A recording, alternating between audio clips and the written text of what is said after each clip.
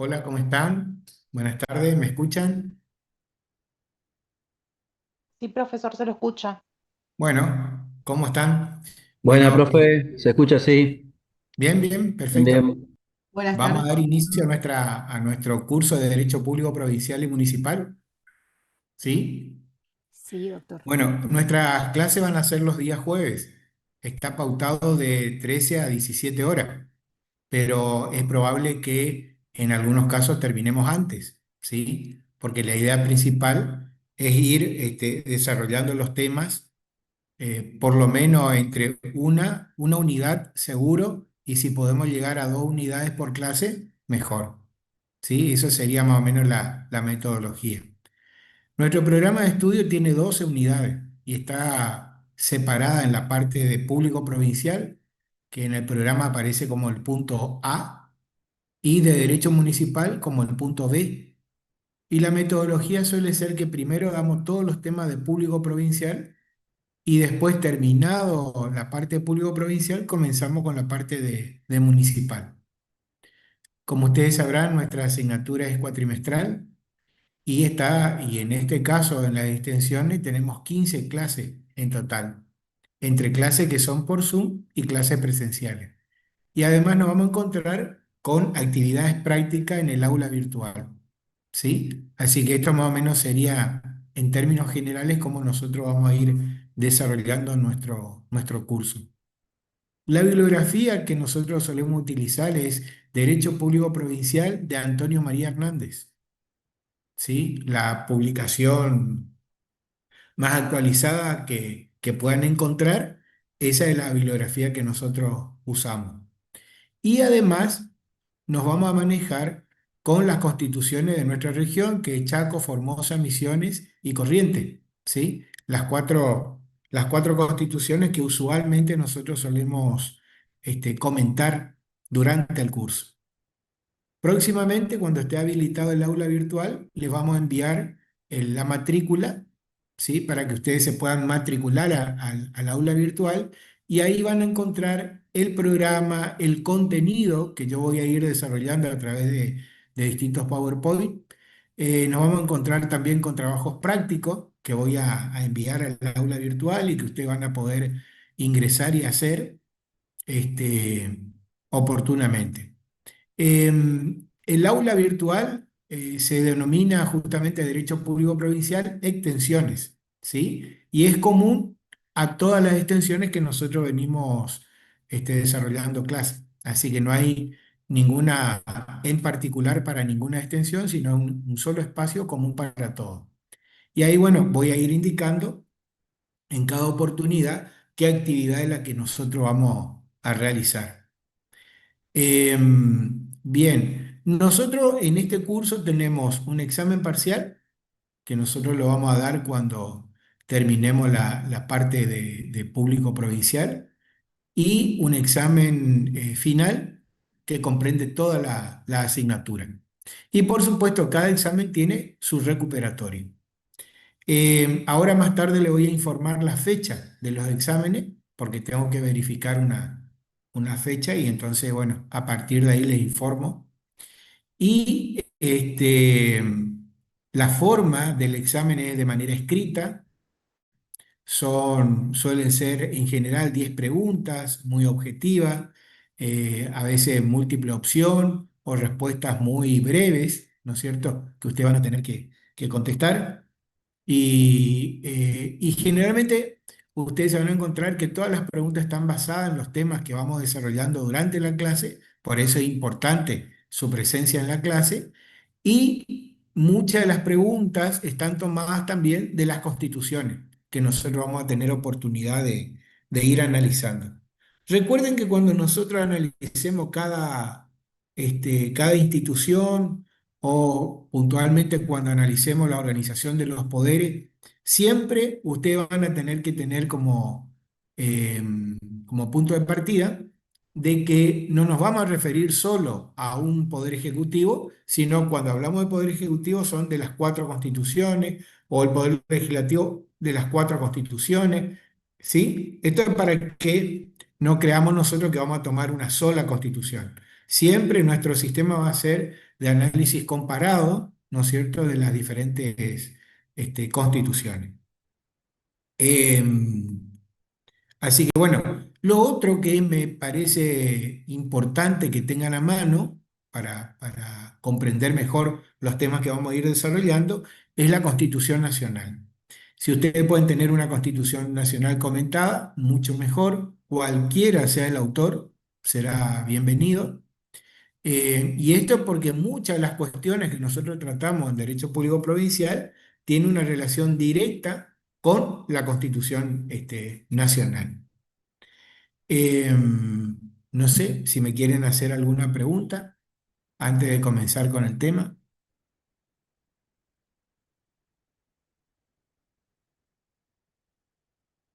¿No hay preguntas? La asistencia, profesor, en el chat. Sí, la asistencia la hace en el chat. Exactamente.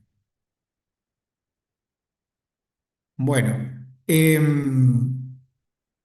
como les decía, yo organizo la clase, que es lo que también aparece en el aula virtual, a través de unas presentaciones, ¿sí? Que ustedes, bueno, es común, digamos, a muchas de las asignaturas seguimos la misma modalidad. Eh, las clases no son grabadas, ¿sí? Las clases son, por esa es la característica de una presencialidad remota, las clases. Eh, es muy importante también para ustedes, ¿no es cierto?, realizar todas las preguntas que crean conveniente y hacer todos los aportes que ustedes crean o quieran hacer. Yo no tengo ningún problema con eso, con los aportes que quieran realizar. Todo lo contrario, siempre viene muy bien, digamos, el punto de vista que ustedes puedan tener sobre los diferentes temas. Así que bienvenido sea la participación.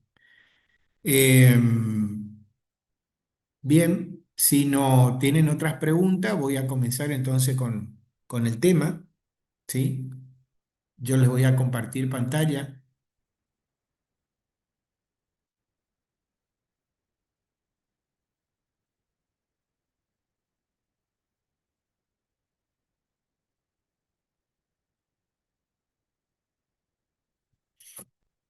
Ahí se puede ver. Sí, profesor, se ve bien. Bien. Bueno, el primer tema que nosotros solemos analizar es la cuestión referida a por qué se denomina, cómo se denomina nuestra materia. Es decir, por qué se llama derecho público provincial y municipal y de dónde viene esta denominación este término, digamos, que usamos. Quien se va a interesar por el estudio de las instituciones locales, es decir, de las instituciones de las provincias y de los municipios, va a ser Juan Bautista Alberdi. Él va a ser el iniciador, el creador de este modo, digamos, de conocer las instituciones locales y le va a llamar, digamos, a esta asignatura de Derecho Público Provincial y que más adelante va a comenzar a plantearse la necesidad de cambiar la denominación por Derecho Constitucional de las Provincias, que también parece adecuado porque realmente se trata de eso. Se trata justamente esta materia de conocer las constituciones de cada provincia. Nosotros como también tenemos que adecuarnos a los tiempos, resulta a veces imposible conocer las constituciones de todas las provincias, entonces nosotros hemos tomado como objeto de estudio las constituciones de nuestra región. No obstante que siempre también van a aparecer comentarios de otras provincias y particularmente también cuando veamos la parte de municipal, lo referido a la Ciudad Autónoma de Buenos Aires, que también tiene un régimen propio muy particular. Entonces les decía, Juan Bautista Alberdi, el que inicia el que se comienza a interesar por el estudio de las instituciones locales, pero quien va a organizar, digamos, científicamente o didácticamente el dictado de la asignatura va a ser Arturo M. Vaz, profesor de la Facultad de Derecho de la Universidad de Córdoba, es quien comienza a dictar, a desarrollar esta materia. y luego va a publicar el libro Derecho Federal Argentino en 1927, que es una recopilación de una serie de clases magistrales que él fue desarrollando. Allí él denomina a nuestra asignatura como la rama de la ciencia jurídica que trata de la organización del gobierno autonómico de las provincias dentro del Estado federal, determinando a la vez los objetos, forma y condiciones del ejercicio de la autoridad local. Este es uno de los primeros conceptos, ¿no es cierto?, que vamos a tener sobre derecho público provincial. También otra universidad que va a desarrollar muchísimo el derecho público provincial va a ser la Universidad de La Plata, también en la Facultad de Derecho. Allí quienes se destaca es Juan González Calderón, ¿sí? Profesor también de Derecho Constitucional. Publica el libro Introducción al Derecho Público Provincial en 1913. Otro profesor, Juan P. Ramos, Derecho Público de las Provincias, 1914. Otro profesor muy reconocido, Carlos Saavedra Lamas, Adolfo Cor Villafañe, todos pertenecen a la Universidad de La Plata. En Buenos Aires, quien se va a destacar en el dictado de esta asignatura es Clodomiro Zavalía, que publica el libro Derecho Federal, Segundo B. Linares Quintana también, y también tengo que hacer referencia a las otras denominaciones que comienzan a surgir también de nuestra asignatura. Como les decía hoy, se va a comenzar a pensar en denominar a derecho constitucional provincial o derecho constitucional provincial y de la Ciudad Autónoma de Buenos Aires, o también derecho constitucional subnacional. Son todas denominaciones, digamos, que se comienzan a manejar en estos últimos tiempos. ¿Mm?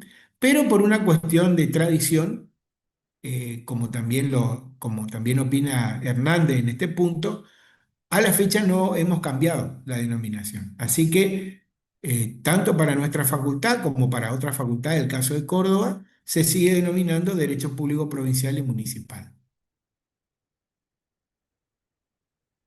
Veamos el concepto.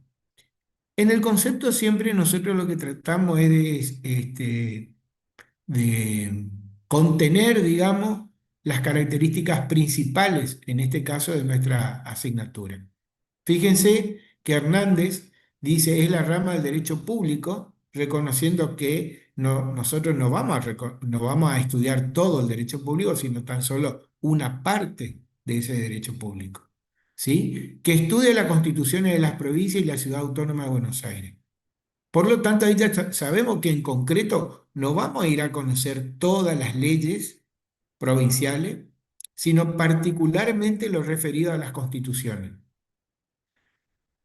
También habla de el deslinde de competencia como el estudio comprendido en esta asignatura. ¿Y por qué hablamos de deslinde de competencia? Porque esta asignatura solo puede pensarse, ¿sí?, si estamos en presencia de un sistema en el cual las provincias o las organizaciones locales tienen cierto grado de autonomía para resolver su organización local.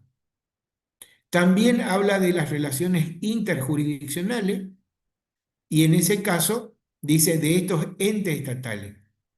¿Cuáles relaciones interjurisdiccionales ustedes creen se refiere en este caso el autor?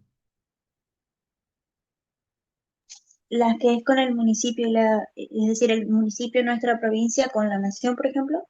Por ejemplo, muy bien, muy bien. Las relaciones principales que se van a dar es entre provincia, provincia y nación, ¿sí? Provincia y municipio, municipios entre sí, municipio con nación. Es decir, todas esas son las relaciones a las que nosotros después vamos a estudiar. Y habla hasta el nivel internacional inclusive y con análisis comparado. Y acá tenemos que agregar de que las provincias tienen la posibilidad de producir relaciones internacionales, ¿sí? A través de distintos convenios, ¿sí?, que la misma Constitución les autoriza a realizar, principalmente cuando se refiere a la atracción de capitales, ¿no es cierto?, para la inversión de alguna actividad o para desarrollar alguna actividad, ya sea de producción de manufactura o extracción de materias primas, como puede ser el caso de petróleo, carbón, minería en general. Es decir, todo esto las provincias también se relacionan con otro estado para lograr, digamos, mejorar la producción local. Y cuando habla de análisis comparado, lo que nos quiere decir es que la característica de esta asignatura es que nosotros no podemos perder de vista, como les decía yo al inicio, de que cuando hablamos de una institución como el Poder Ejecutivo, no nos podemos referir solo a una provincia, sino que esto siempre lo vamos a hacer en una relación comparativa, ¿no es cierto?, de lo que disponen varias provincias. La segunda definición corresponde al sucherino, es la rama de la ciencia jurídica de marcado carácter público que aborda el conocimiento de las instituciones estaduales y municipales, además de las relaciones dadas en el marco de un Estado federal. Como ustedes verán, el primer concepto es más detallado que el segundo. El segundo es mucho más genérico, pero no por eso tan diferente del primero. Yo creo que el primero es mucho más preciso nada más y el segundo comprende los mismos temas, pero está redactado de una manera mucho más general. Bueno, teniendo en cuenta entonces ese concepto, veamos que el objeto está comprendido en ese concepto y aparece como, primer objeto, constituciones provinciales, Ciudad Autónoma de Buenos Aires. Segundo objeto, deslinde de competencia. Ya vamos a estudiar después en otras unidades en qué consiste este deslinde de competencia. Tercero, la interrelación con otros órdenes gubernamentales, municipio, región, integración supranacional, internacional. Cuarto, análisis comparado de las constituciones provinciales en su aspecto interno, es decir, internamente dentro de la Argentina, y de otros estados federales o regionales, es decir, de otros países. ¿Está? Así que en esto resumimos nuestro objeto, en estos 4 puntos. El método, que también nos interesa a nosotros comentar al respecto, eh, quisiera saber qué entienden ustedes por método, o qué les parece, qué nos indica el método, qué sería. ¿Un procedimiento? Un procedimiento, exacto. Y en este caso, ¿un procedimiento para qué? Para el estudio de las constituciones provinciales y de cómo funcionamos internamente y para las relaciones externas también. Ujú. Entonces, estamos hablando de un procedimiento para llegar al conocimiento, es decir, qué pasos yo tengo que seguir para llegar a conocer, por ejemplo, cuando alguien le pregunte cómo se elige gobernador y vicegobernador en Misiones, esa es la pregunta y comienza la investigación. Y cuando yo digo, voy a investigar a ver cómo se elige, estoy, tengo que elegir un modo de llegar a ese conocimiento. Y ese es el método. Son los caminos a seguir para llegar al conocimiento. ¿Sí? Bien. Acá yo pongo 2 autores. Uno vive todavía, el caso de Antonio María Hernández. El segundo ya dejó de existir, pero ha producido muchísimo conocimiento en el ámbito del derecho constitucional. Y el primero nos habla de un enfoque realista e interdisciplinario, que incorpora elementos sociológicos y políticos. Porque, ¿a qué apunta Hernández con esto? A que cuando nosotros queremos conocer una institución, no nos podemos quedar solo con la definición que nosotros vamos a obtener de la norma legal. Porque generalmente la norma aparece como algo estático. Y para conocer realmente cómo funciona una institución, no nos podemos quedar solamente con esa definición abstracta. Por eso él habla de un enfoque realista. Tenemos que saber cómo funciona realmente. ¿Y por qué interdisciplinario? Porque lo jurídico se nutre de otros elementos. ¿Sí? No podemos nosotros desde lo jurídico aislarnos de elementos sociológicos, económicos, políticos. Todo tiene que ver en el momento de la interpretación, que es lo que vamos a mencionar más adelante. Entonces, este enfoque realista me dice que el método para conocer cómo funciona una institución es mucho más que conocer solamente la norma legal. ¿Eh? Tengo que ir un poco más allá todavía. Algo de esto también se traduce en esta teoría trialista de Vidal Campos, cuando él dice el mundo jurídico se compone de norma, conducta y valores.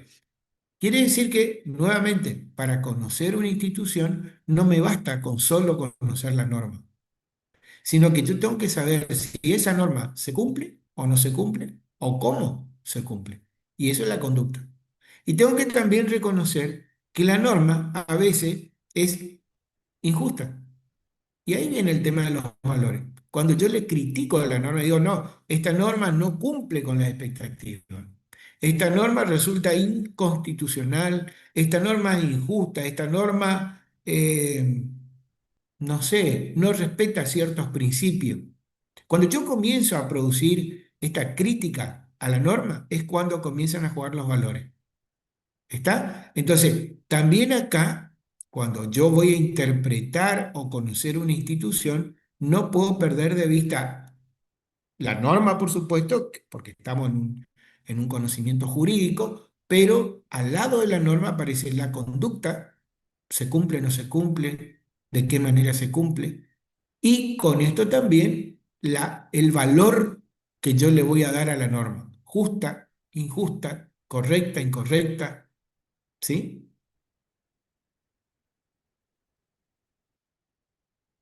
Muy bien. En el método juega un papel muy importante la tarea de interpretación. Si hay algo que hacemos los abogados es justamente interpretar. ¿Sí? El mundo de la ciencia jurídica se mueve con esta tarea, que es la interpretación. Recuerden ustedes que nuestro mundo es abstracto, no estamos, nosotros la norma no la vemos, no es como en las disciplinas de las ciencias naturales, donde uno observa, ve, conoce, toca. Nosotros no tocamos la norma, ¿sí? La norma es algo abstracto. Entonces, el modo de conocer es interpretar, ¿eh? Y esta tarea de interpretación, cuando se mueve en el mundo del derecho constitucional, tiene algunas particularidades. Una de esas particularidades de la norma constitucional es el origen histórico. Generalmente la norma constitucional tiene un origen histórico antiguo, ¿sí? En comparación de otras normas que permanentemente se están actualizando. Esto no ocurre con la norma constitucional. ¿Por qué? Porque producir la reforma de una constitución lleva un cierto tiempo, con un procedimiento que es complejo. Entonces siempre nos vamos a encontrar con que la actualización de la norma constitucional es mucho más lenta que otras normas, ¿eh? La finalidad última de una norma constitucional es bienestar general con justicia social y unión, la función de ordenar todo el sistema jurídico que no lo tienen otras normas, que solamente se limitan a regular y, en todo caso, resolver una cuestión puntual de ese aspecto jurídico. La norma constitucional consagra derechos fundamentales, organiza los poderes del Estado y tiene además un valor simbólico, ¿eh? Porque cada vez que mencionamos la Constitución, tiene ese valor de respeto que merece la norma fundamental.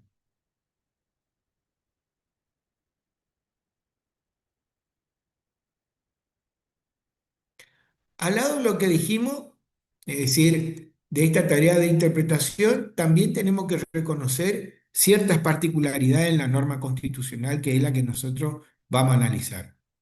Uno, la vaguedad, ¿sí? La norma constitucional siempre está redactada en términos muy genéricos y por lo tanto yo podría decir que no es preciso. Y si no es preciso, es vago.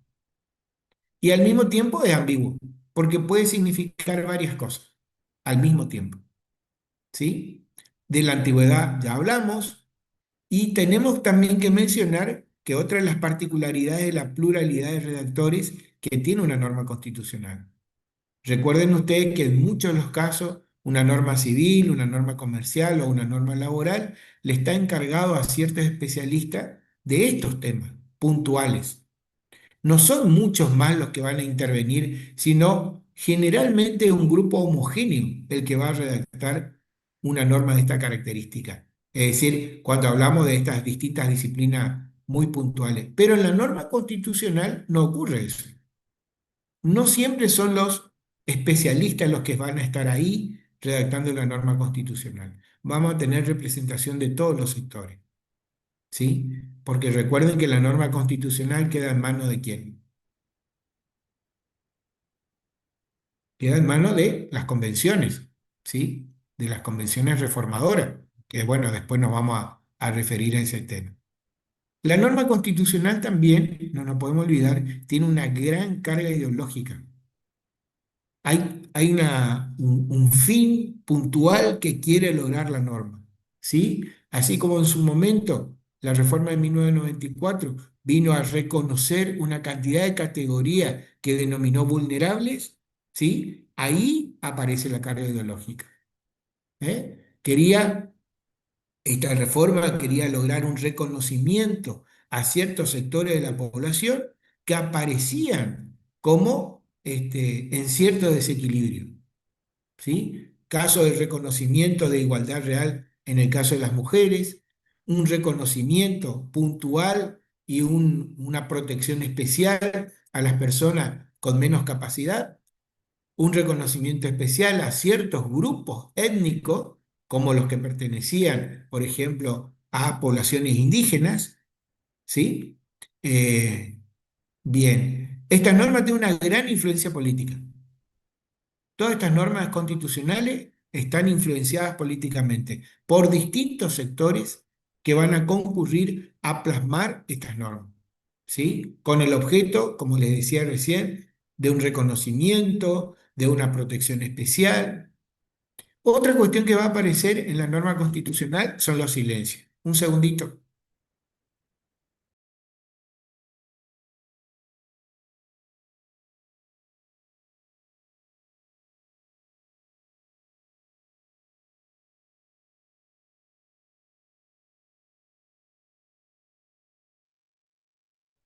Se desconectó el profe. Se fue un ratito.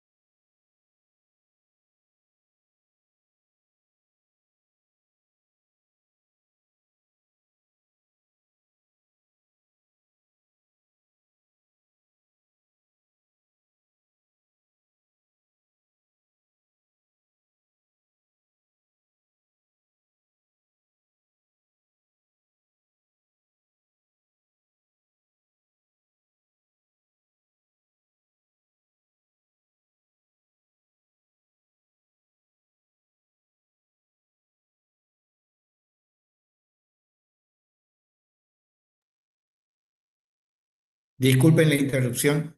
Seguimos, ¿sí? Bueno, esto entonces era alguna de las características en el momento de interpretar, que era que quería dejar de resalto. Em, y acá vienen los modos de interpretación, ¿sí? Ustedes ya habrán escuchado hablar de los distintos modos en que nosotros interpretamos la norma jurídica. Con carácter literal es cuando nosotros no nos apartamos de las letras, o de la letra, mejor dicho, de la norma jurídica, y así cuando nosotros hablamos de poder ejecutivo, literalmente significaría una organización que tiene un poder para ejecutar. ¿Sería así? Sí, Sí, para ¿no es ejecutar cierto? las leyes. Para ejecutar las leyes. Sin embargo, este es el sentido literal de la terminología. Pero nosotros nos podríamos encontrar con que interpretando al Poder Ejecutivo significa mucho más que eso todavía. Porque el Poder Ejecutivo no es un simple ejecutor de las normas, hace mucho más que eso. Entonces, ahí ustedes pueden advertir que el método literal no va a ser suficiente. ¿Sí? Entonces vamos, el segundo método que yo podría utilizar es el sistemático.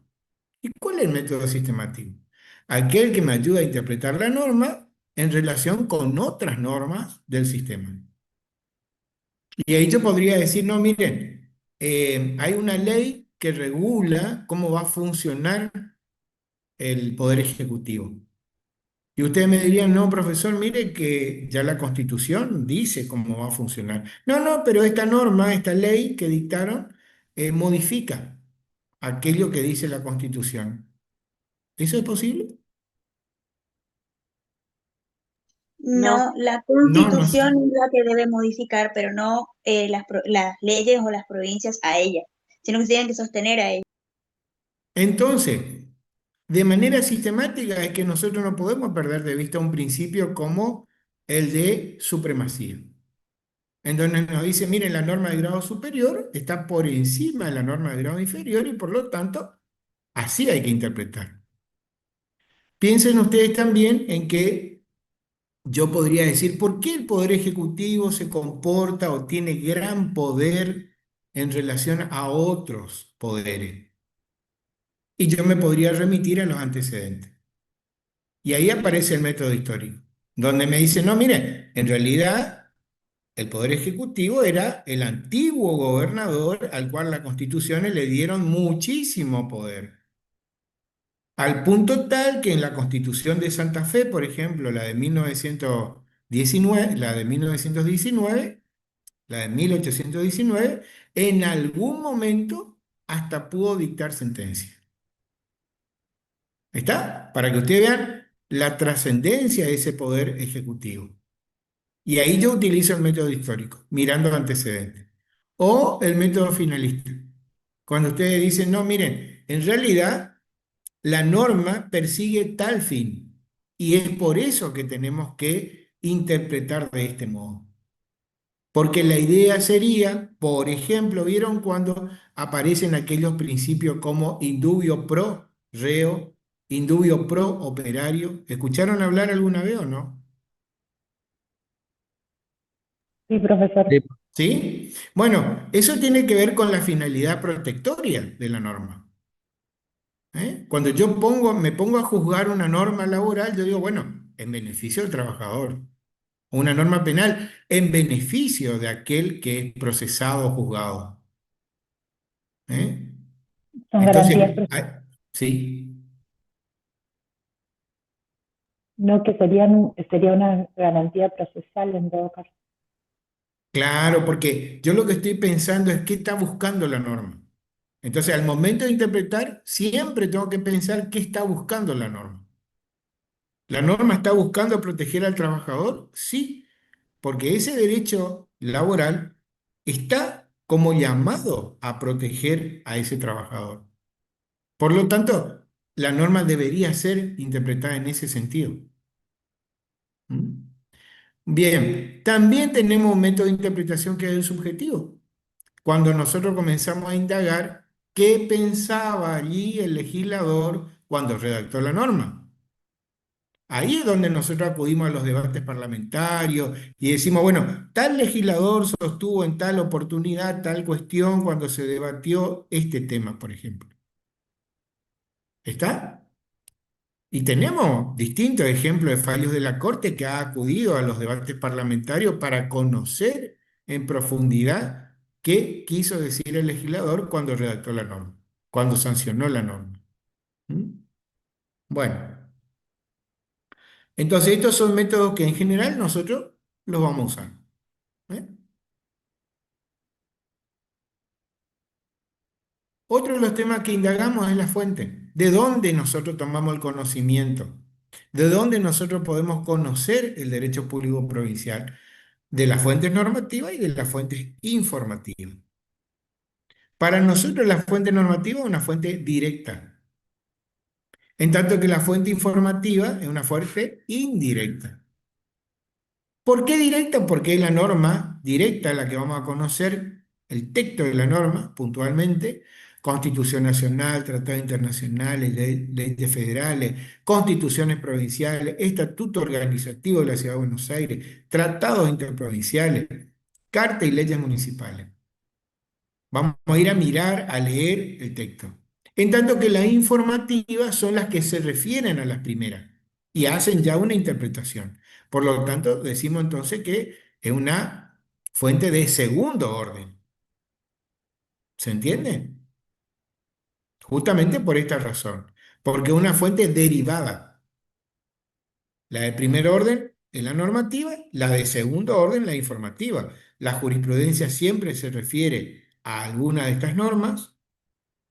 La doctrina, lo mismo, porque los autores lo que hacen no es otra cosa más que interpretar, indagar cuál es el verdadero sentido y alcance de estas normas. Y en el caso del derecho comparado, también para nosotros una fuente informativa, porque el derecho exterior o externo no es obligatorio. Por lo tanto, no debemos entenderlo como una ley, sino debemos entenderlo como un elemento que me sirve a mí para comparar cómo funciona la misma institución, pero en otro lugar. ¿Mm? Bien. Visto lo anterior, nosotros podríamos llegar a concluir que nuestra asignatura cuenta con autonomía científica y didáctica. Autonomía científica porque tiene un objeto, tiene un método propio, no obstante que guarda una estrecha relación con otras ramas del derecho, como el constitucional, municipal, derecho administrativo, internacional público, entre otros.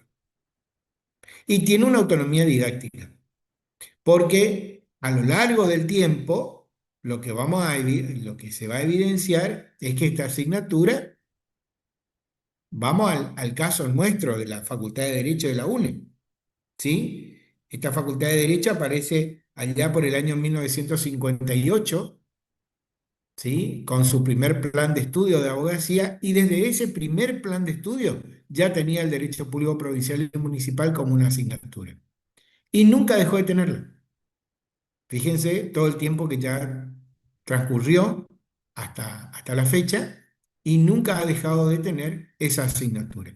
No obstante que hubo diversas modificaciones al plan de estudio, ¿sí? Esto nos habla de la autonomía didáctica. Eh, No todas las facultades de Derecho o no todas las facultades que dictan la carrera de abogacía tienen esta asignatura. No todas.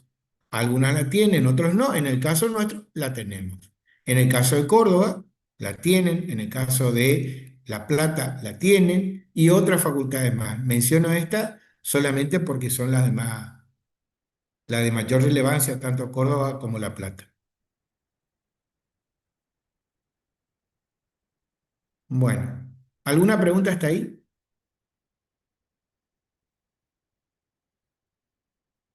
No, doctor. No, profe. No, profe. ¿No? Bueno, vamos a seguir con otra parte de nuestra primera unidad, todavía estamos en la unidad 1, que es la forma de gobierno. La forma de gobierno, dice, se refiere a la división del poder en forma horizontal o funcional. Se refiere específicamente cómo se da la relación de quien ejerce el poder y los ciudadanos. Es decir, si que quien ejerce el poder tiene un poder limitado, fraccionado, controlado o no, y si el ciudadano cuenta con el ejercicio de sus libertades. ¿Eh? Así que la forma de gobierno muestra este tipo de cuestiones. Eh, Vamos a la primera clasificación, la más antigua, que fue hecha por Aristóteles, teniendo en cuenta la cantidad de personas que ejercían el poder y al mismo tiempo qué objetivos perseguían. Entonces surge esta clasificación. Dice, por eso habla de formas puras e impuras. ¿Mm? Cuando nos encontramos nosotros con un gobierno ejercido por una persona que persigue el bien público, es monarquía.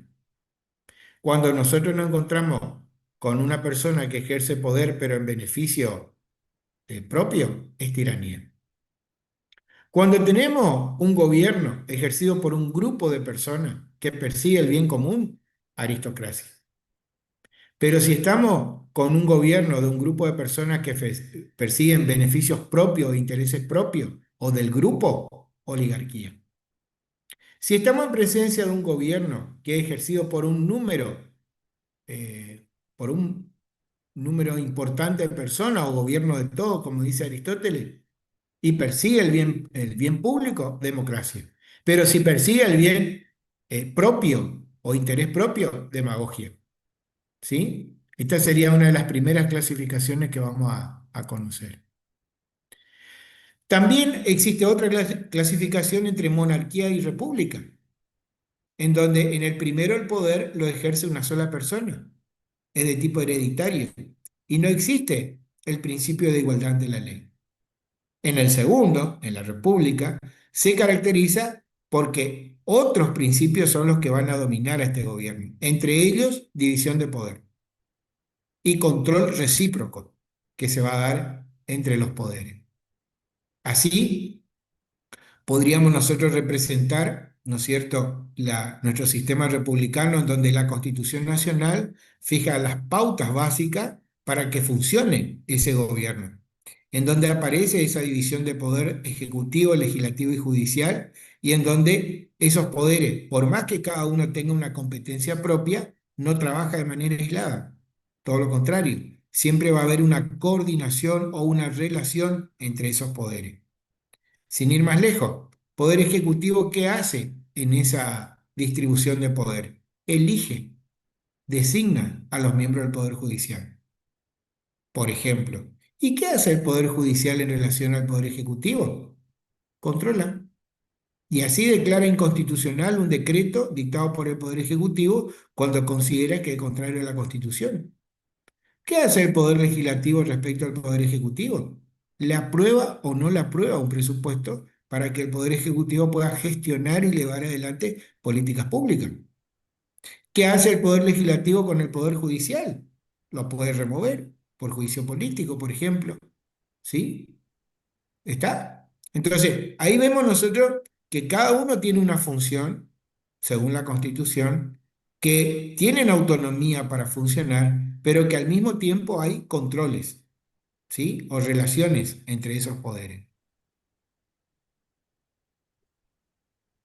Entonces, podríamos nosotros decir que el Poder Ejecutivo administra y reglamenta leyes, el Legislativo legisla y fija presupuestos, el Judicial juzga la constitucionalidad de las normas y actos sancionados por los otros dos poderes, ¿sí? Que también nosotros tenemos en nuestro sistema excepciones, como el decreto de necesidad y urgencia o la delegación legislativa, en donde un poder que no es llamado a dictar la norma general lo hace, como el Ejecutivo.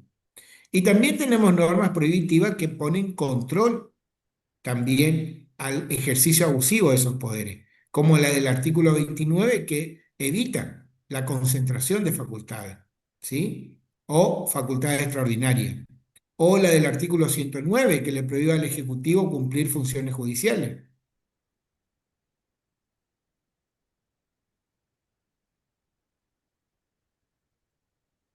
Entre los principios también republicanos tenemos publicidad de los actos de gobierno, la existencia de un boletín oficial, libertad de prensa, información y acceso a la información pública, la responsabilidad de los funcionarios a través de juicio político, jurado de enjuiciamiento, la periodicidad de los mandatos, la igualdad ante la ley, ¿sí? Son características del sistema republicano.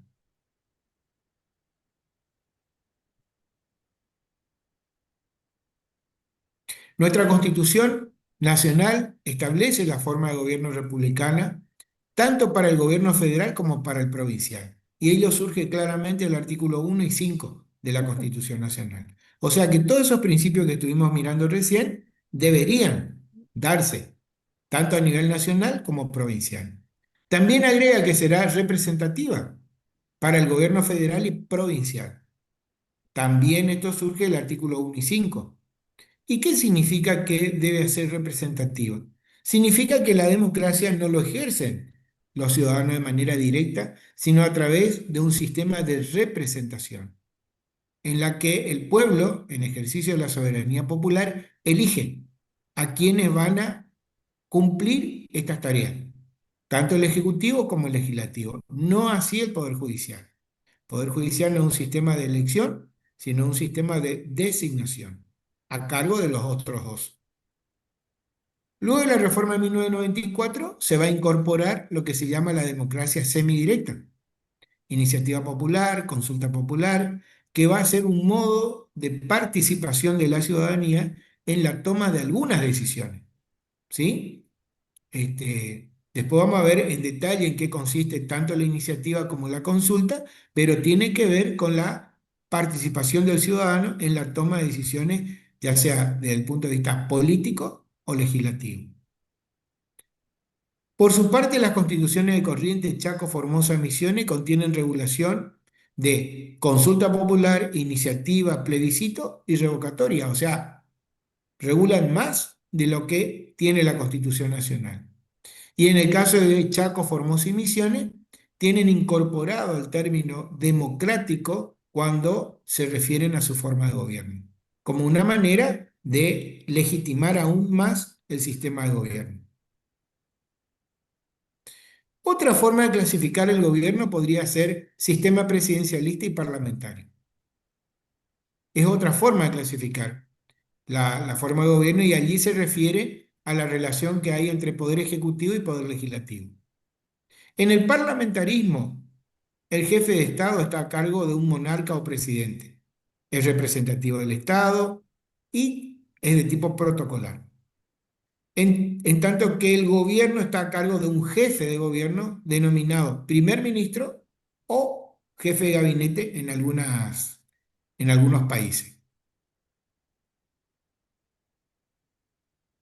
En ese caso, quien ejerce el gobierno no es votado por el pueblo porque se eligen diputados y estos eligen al jefe de gobierno. Por tanto, la elección es de tipo indirecta. Hay una posibilidad de reelección indefinida del jefe de gobierno.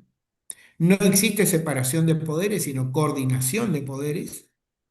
Y la solución de los conflictos está dado por lo que se llama la moción de censura y la disolución anticipada del Parlamento, que son las situaciones de crisis donde se produce en el sistema parlamentario. En tanto que en el presidencialismo lo que nosotros vamos a observar es que el poder ejecutivo no surge del poder legislativo, sino que es elegido de manera separada por un sistema distinto, que hay una legitimidad dual. El poder ejecutivo tiene su legitimidad y el legislativo la suya. El poder ejecutivo ejerce jefatura de Estado y de gobierno, las dos jefaturas, en tanto que el poder ejecutivo es unipersonal, ¿sí? Tiene un mandato rígido, no se puede alargar ni acortar, salvo juicio político, y hay una separación nítida entre los dos poderes, al punto tal que la Constitución le asigna claramente distintas funciones y funcionan de manera totalmente autónoma. También se habla de un sistema semipresidencialista, muy poco conocido, en donde hay un consejo de ministros encabezado por un primer ministro y a ellos se le suma un presidente y acá el autor nos da Hernández nos da como ejemplo la Constitución de Francia en 1958, o la de Finlandia, o la de Weimar en 1919, ¿sí? Lo concreto es que nuestro sistema, tanto a nivel nacional como provincial, es un sistema presidencialista, en donde claramente aparece diferenciado por ejecutivo y legislativo, cada uno con su grado de legitimidad en forma independiente, donde la reforma de 1994 buscó de alguna manera atenuar el sistema presidencialista, apareciendo la figura del jefe de gabinete, pero que no lo ha logrado, digamos, totalmente, sino que hay algún grado o alguna forma de amortiguación, si se quiere, de esta institución presidencialista, con la aparición del jefe de gabinete, pero sigue siendo en esencia un sistema presidencialista. Bien, les propongo, vamos a hacer un corte de unos 15 minutos, ¿sí? Yo me vuelvo a conectar, ¿de acuerdo? Ok, profe. Bien, profe, gracias. Hasta profe. luego. Hasta luego, profe.